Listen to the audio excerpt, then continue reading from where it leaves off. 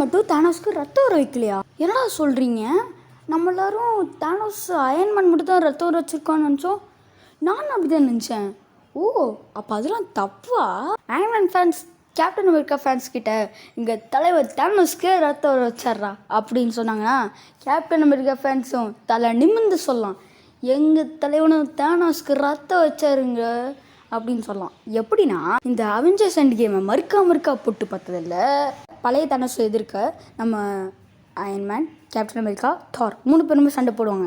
அப்போ நம்ம captain America இந்த மியான்மர் எடுத்து ஷீல்டோட என்னடா ரொம்ப ஓவராக பண்ணுறேன்னு இந்த ஷார்ட்டை வாங்கிக்கூடான்னு விட்டு மூஞ்சியில் அந்த மியான்மரையும் ஷீல்டையும் போட்டு அடிச்சிட்ருப்பாரு.